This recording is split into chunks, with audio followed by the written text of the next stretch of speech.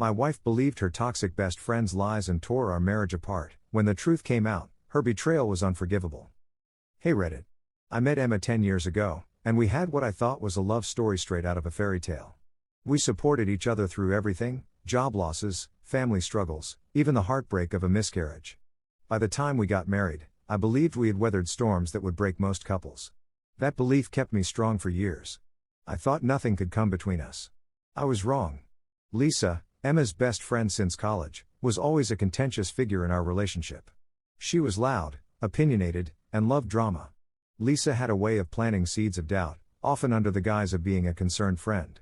She'd make little comments about how Emma deserved better or that I wasn't pulling my weight. I shrugged it off at first, not wanting to come between them.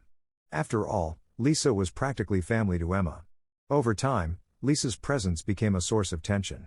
She was always around, offering unsolicited advice and opinions.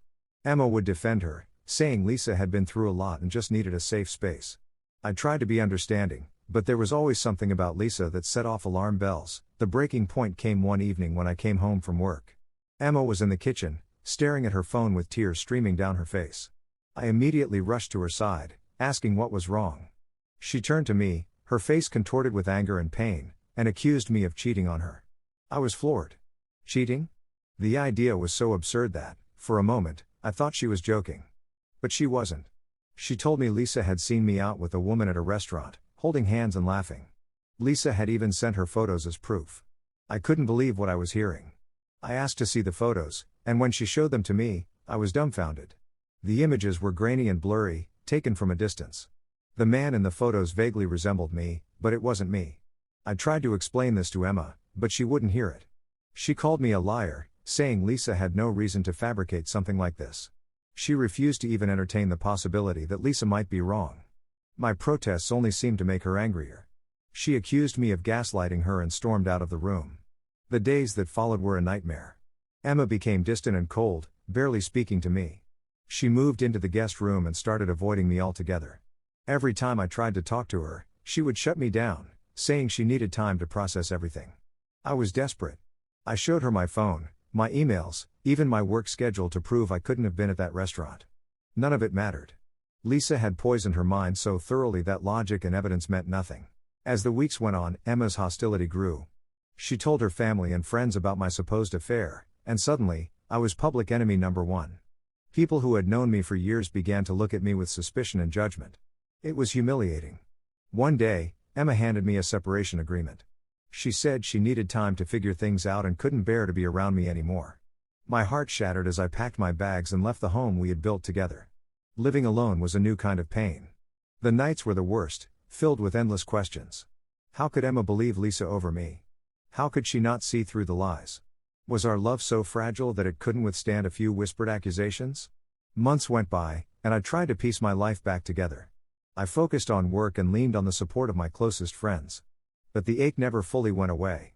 I still loved Emma, despite everything, and I couldn't understand how she could turn her back on me so easily. Then, out of the blue, Emma called.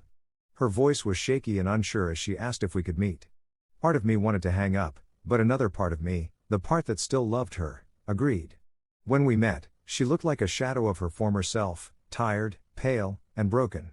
She didn't even wait for me to sit down before bursting into tears. Through sobs, she confessed that Lisa had lied about everything. Apparently, Lisa had admitted to fabricating the entire story. She hadn't seen me at a restaurant with another woman. The photos were taken from some random social media page. Lisa's reasoning? She was jealous of our relationship and wanted Emma to herself. Hearing this should have been vindicating, but it wasn't. Instead, it was like a knife twisting in the wound. Emma, the woman I had devoted my life to, had thrown our marriage away based on the word of someone who thrived on chaos. Emma begged me to forgive her.